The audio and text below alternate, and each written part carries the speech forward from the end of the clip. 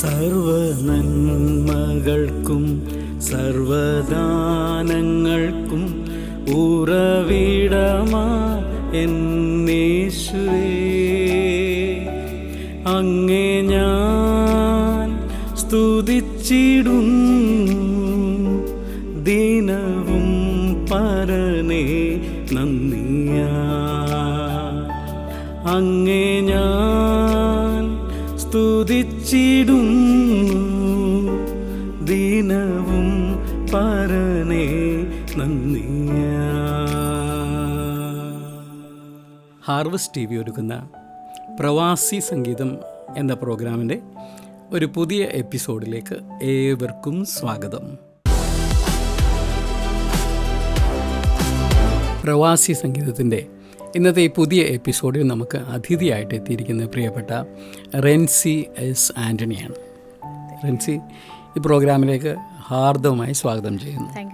ഒരു കാര്യം ചോദിക്കട്ടെ, സത്യം പറയണം, ഈ ഒരു സീറ്റിൽ വരാൻ ശരിക്കും ആഗ്രഹിച്ചു പ്രാർത്ഥിച്ചിരുന്നു അല്ലേ ഈ പ്രോഗ്രാം കണ്ടപ്പോൾ തൊട്ട്?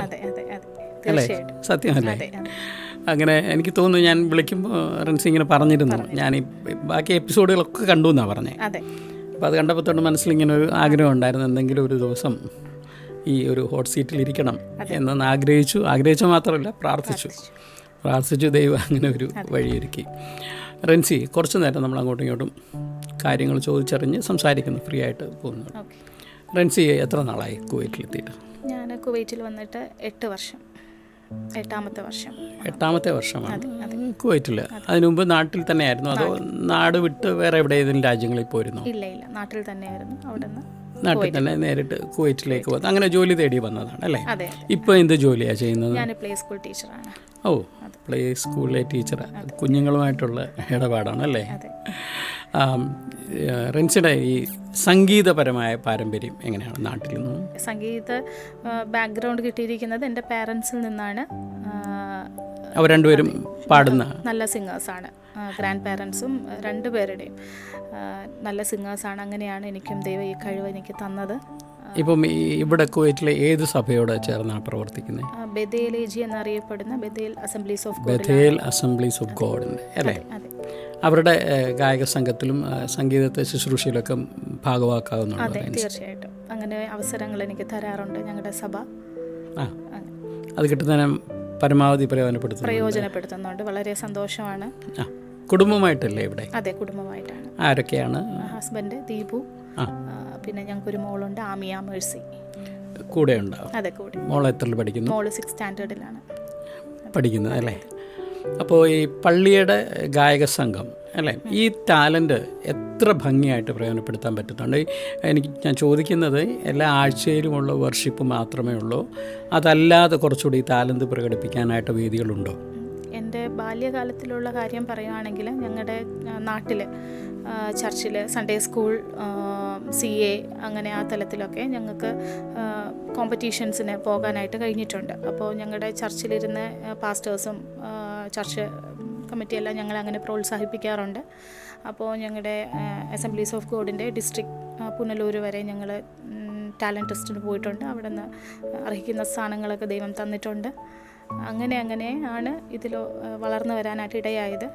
ഇവിടെ വന്നിട്ടും ഇവിടുത്തെ സഭയും മാക്സിമം ഞങ്ങൾക്ക് ഞങ്ങളുടെ ടാലൻറ്റിനെ മറ്റുള്ളവരിലേക്ക് കാണിക്കാൻ പറ്റുന്ന രീതിയിലൊക്കെ ഞങ്ങളെ സപ്പോർട്ട് ചെയ്യുന്നുണ്ട്.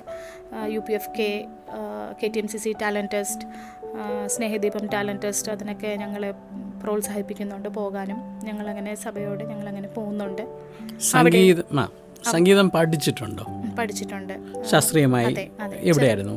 ചെറുപ്പകാലത്തിൽ ജോയി എന്ന് പറയുന്ന സാറാണ് എൻ്റെ ആദ്യത്തെ നാട്ടിൽ തില്ലാന എന്ന് പറയുന്ന ഇൻസ്റ്റിറ്റ്യൂഷനിലാണ് ഞാൻ പഠിച്ചത്. അത് കഴിഞ്ഞിട്ട് പിന്നെ ഡ്രോപ്പ് വന്ന് കുറേ പഠിച്ചു. അത് കഴിഞ്ഞിട്ട് പിന്നെ വീണ്ടും ഹയർ സെക്കൻഡറി കയറിയപ്പോഴത്തേനും അവിടെയും ഞങ്ങൾക്ക് യുവജനോത്സവം, നാട്ടിലത്തെ കേരള യുവജനോത്സവത്തിൽ പങ്കെടുക്കാൻ വേണ്ടി അതിനുവേണ്ടി വീണ്ടും പഠിക്കാനായിട്ട് ഒരവസരം കിട്ടി.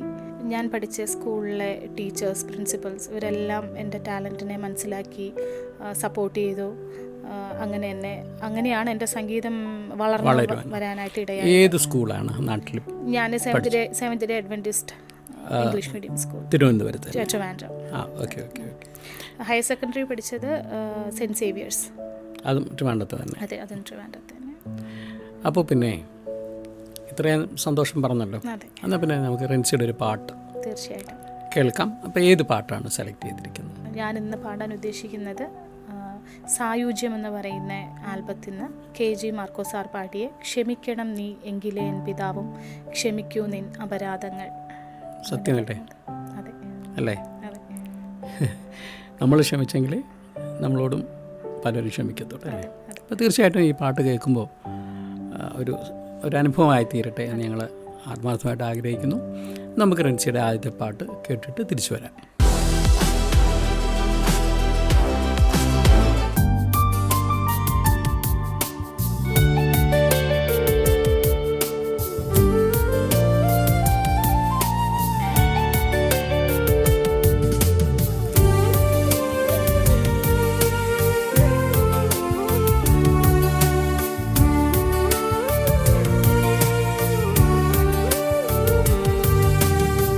ക്ഷമിക്കണം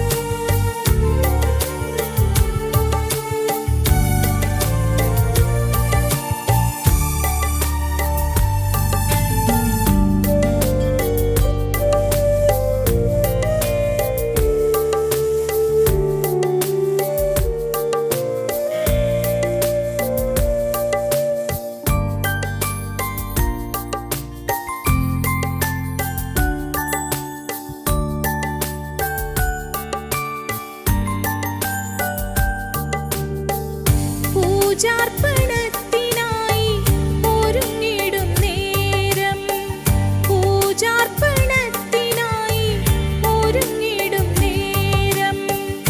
സോദരനുള്ളൊരു നീരസം ഓർത്താൽ ബലിവസ്തുക്കൾ യാഗവേദിയിൽ വെച്ച് സോദരനുള്ളൊരു നീരസം ഓർത്താൽ ബലിവസ്തുക്കൾ യാഗവേദിയിൽ വെച്ച് പൗരമ്യമായി വന്ന് അർപ്പിക്കുമാ ബലി സ്വർഗപിതാവിന് സ്വീകാര്യം.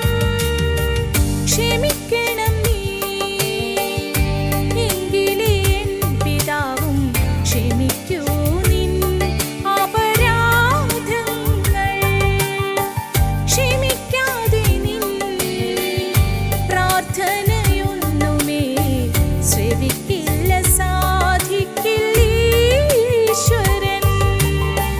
ക്ഷമിക്കാതെ നിൻ പ്രാർത്ഥനയൊന്നുമേ ശ്രവിക്കില്ല, സാധിക്കില്ല ഈശ്വരൻ. ക്ഷമിക്കണം നീ, എങ്കിലേ എൻ പിതാവും ക്ഷമിക്കൂ നിൻ അപരാധങ്ങൾ.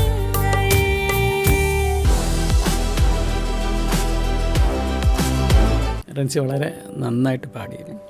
തീർച്ചയായിട്ടും നമ്മൾ ക്ഷമിക്കുന്നതും നമ്മളോട് ക്ഷമിച്ച് കിട്ടും അല്ലേ? കർത്തൃ പ്രാർത്ഥനയിൽ പോലും അങ്ങനെ നമ്മളെ പഠിപ്പിച്ചിരിക്കുന്നത് അല്ലേ? അത് ക്ഷമിക്കാതെ നമ്മൾ വേറെ ഒരാളോട് നമ്മുടെ ഒരു പ്രാർത്ഥനയും കേൾക്കത്തില്ല എന്നുള്ളത് ഒരു വലിയ നല്ല സന്ദേശം ജനത്തിന് കിട്ടുവാൻ ഇടയാക്കി. സന്തോഷം. ഈ റെൻസിയുടെ ഈ അച്ചീവ്മെൻറ്റ്സിനെ പറ്റി ഇപ്പോൾ കേൾക്കുമ്പോൾ എനിക്കൊരു ഓർമ്മ വരുന്നത്, റെൻസി നമ്മുടെ ജെർസൺ ആൻ്റണി സാറിൻ്റെ ഒരു ആൽബത്തിൽ വർക്ക് ചെയ്തിട്ടുണ്ട് അതെ സാർ, അതെ അല്ലേ? ഒരു ആൽബത്തിൽ ഒരു പാട്ടെന്നാണോ അതോ ഒന്നിൽ കൂടുതൽ? ഒരു പാട്ട് സാറിൻ്റെ ഒരു ആൽബത്തിലേക്ക് ഒരു പാട്ട് പാടിയിട്ടുണ്ട്. ജെർസൺ ആൻ്റണി സാറിനെ പിന്നെ കോൺടാക്ട് ചെയ്യാറൊക്കെ ഉണ്ടോ ഇപ്പോഴും? ഇല്ല, ആ സമയങ്ങളിൽ കോൺടാക്ട് ചെയ്തിരുന്നു, മെസ്സേജ് ചെയ്തിരുന്നു. പിന്നെ ജെർസൺ ആൻ്റണി സാറ് തീർച്ചയായിട്ടും ദാസേട്ടൻ്റെ ടീമിലെ തരങ്കിണിയിലെ ഒരു അവിഭാജ്യ ഘടകം എന്ന് പറയാം. ലീഡ് ഗിറ്റാറിസ്റ്റ് ആയിരുന്നു. സാറിനെ പറ്റി ഓർക്കുമ്പോൾ ഞാനും 90-ൽ ഞങ്ങളുടെ മാരാമൺ കൺവെൻഷൻ്റെ ഒരു കാസറ്റിന് വേണ്ടി അന്ന് സാറ് ഗിറ്റാർ വായിക്കാനുണ്ടായിരുന്നു. അത് കൂടാതെ കഴിഞ്ഞ വർഷം എൻ്റെ ട്വിൻ ബ്രദർ ബോംബെയിൽ നിന്നൊരു ആൽബം ഇറക്കി. അപ്പോൾ അതിന് സാറുമായിട്ട് ഒരുമിച്ച് അവർ പ്രവർത്തിക്കാനൊക്കെ ഇടയായി. ഒരു പക്ഷേ സാറ് ഇത് പ്രോഗ്രാം കാണുന്നുണ്ടെങ്കിൽ ഞങ്ങളുടെ വകയായിട്ട് സാറിനൊരു ഹായ്. പാടിയ പാട്ട് ഏതാണെന്ന് ഓർമ്മയുണ്ടോ?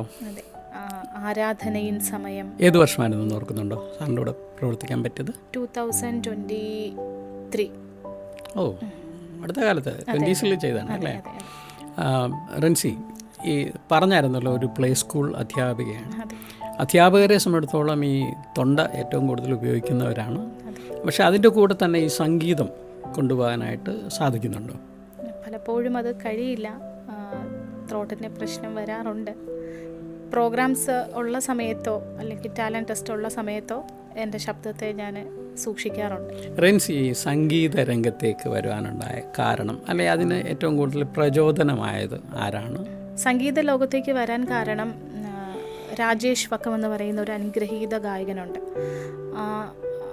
അദ്ദേഹം മുഖേനയാണ് ഒരു ആൽബത്തിൽ ആദ്യമായിട്ട് എനിക്ക് പാടാനായിട്ട് അവസരം കിട്ടിയത്.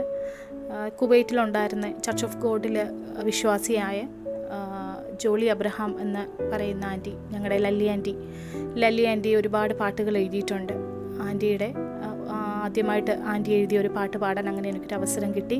പിന്നെ ആൻറ്റിയുടെ തുടർന്നും 6-7 പാട്ടുകളിൽ പാടാനായിട്ട് ആൻറ്റി അങ്ങനെ അവസരം തന്നു. ഇതരയിൽ ഞാൻ ആൻറ്റിക്കും എന്നെ പുതിയ ആൽബത്തിൽ പാടാനായിട്ട് അവസരം കൊണ്ടുവന്ന രാജേഷ് വക്കം അദ്ദേഹത്തോടും എന്നെ നന്ദി പറയുന്നു.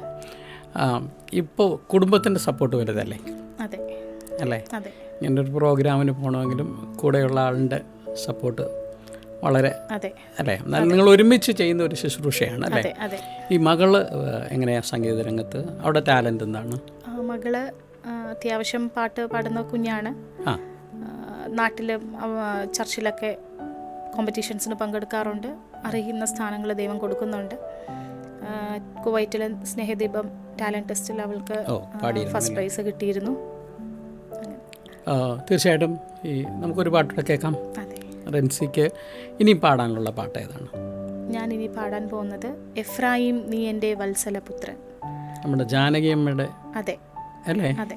ജാനകിയമ്മയുടെ ശബ്ദത്തിൽ നമ്മൾ കേട്ടിങ്ങനെ കാതിൽ നിൽക്കുക ഫ്രൈം എന്നുള്ള അല്ലേ ഒരു സംഭവം. എന്നാൽ പിന്നെ തീർച്ചയായിട്ടും റെൻസിയുടെ അടുത്ത പാട്ട് നമുക്ക് കേട്ടിട്ട് തിരിച്ചു വരാം.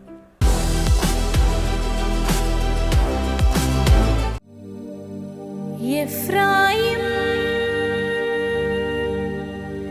നീ എൻ്റെ വത്സലപുത്രൻ, പൊന്നോമന കുട്ടൻ നീ.